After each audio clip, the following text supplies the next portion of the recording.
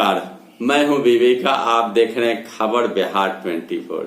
नीतीश कुमार का कहना है कि बिहार में बहार है, नीतीश कुमार है। लेकिन मैं आपको बताऊं कि बिहार में बहार की जहां तक बात करी गई, उस बहार का पोल इस साल खुलता दिख रहा है। चारों ओर बलात्कार, हत्या, लूट, डकैती, राहजनी का बाजार गर्म रहा।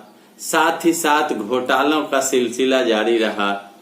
कोरोना के काल में आम लोगों को भूखमरी का शिकार होना पड़ा और लोग कराह रहे हैं, लोग तड़प रहे हैं। लोगों की रोजी रोटी खत्म हो गई, लोगों का रोजगार समाप्त हो गया, लाखों लाख लोगों का नौकरी चली गई, लोगों को पलायन करना पड़ा, भागम भाग लगी रही।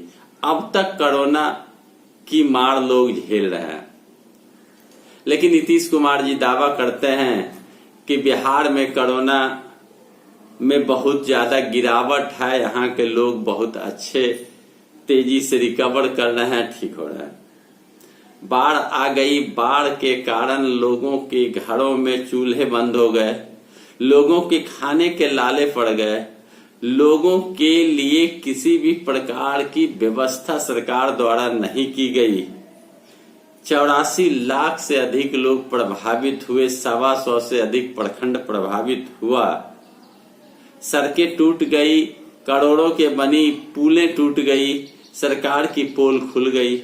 सरकार के तरफ से न प्लास्टिक दी गई, न सूखा राशन दिया गया, न बचाव का कार्य किया गया। ऐसी स्थिति में इसी साल 29 नवंबर के पहले चुनाव बिहार का होना है। 15 साल नीतीश कुमार ने अपने शासन का सुख भोगा है।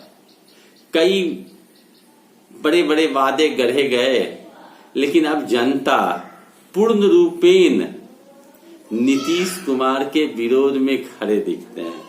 नीतीश कुमार की अगर कोई बात कही जाती है तो फेसबुक, इंस्टाग्राम या अन्य न्यूज चैनलों में और कमेंट बॉक्स में अगर देखा जाए तो नीतीश कुमार को डिसलाइक सबसे अधिक मिलता है।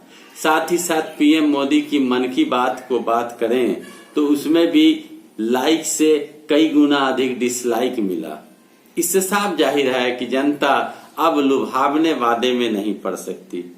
इसी बीच बड़ी घटना घटती है कि लोजपा के चिराग पासवान बिहार के जनता के नब्ज को पहचाना और नब्ज को पहचानते हुए चिराग पासवान ने नीतीश कुमार के खिलाफ बिगुल फूका। फर्स्ट बिहार, फर्स्ट बिहारी का नारा उसने दिया। और अब संसदीय बोर्ड की बैठक कल संपन्न हुई। उस बैठक में संसदीय बोर्ड ने अधिकृत कर दिया चिराग पासवान को कि आप स्वयं फैसला लेने के लिए अधिकृत हैं।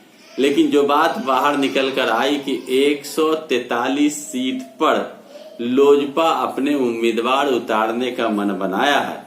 143, 243 में 143 सीट पर लोजपा अपने उम्मीदवार को उतारेगी। चूंकि लोजपा के उम्मीदवार मुस्तैदी से कार्य कर रहे हैं और वहां उनकी जीत की प्रबल संभावना है।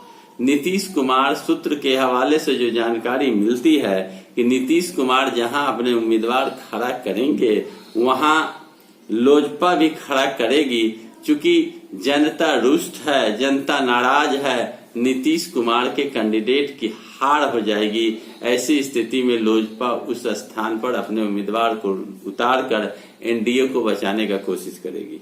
लेकिन अगर सही रूप से कहा जाए तो एनडीए के हिस्सेदार चिराग, भाजपा और जदयू अब हम भी हो गई है और एनडीए के ही हिस्सेदार जदयू के खिलाफ चिराग पासवान उठ खड़े हुए। अब भाजपा चुप बैठी है। चिराग पासवान के कारण अगर नीतीश भाजपा के साथ रहते हैं तो चिराग पासवान से अगर समझौता नहीं होता तो एनडीए टूट के कगार पर पहुंच चुकी है। एनडीए टूटकर बिखर जाएगी, ऐसी संभावना जताई जा रही है।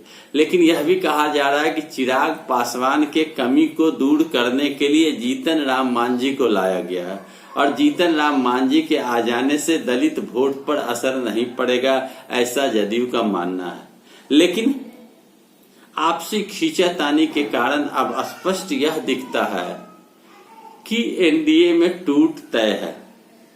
चूंकि मौसम वैज्ञानिक रामविलास पासवान का नाम पूर्व से है, उन्होंने बिहार के नब्ज को भांप लिया और देख लिया कि नीतीश की नैया डूबनी तय है, अगर मैं रहूं तो मेरी भी नैया डूब जाएगी, इसलिए वक्त रहते नीतीश कुमार से अलग हो जाना उचित होगा।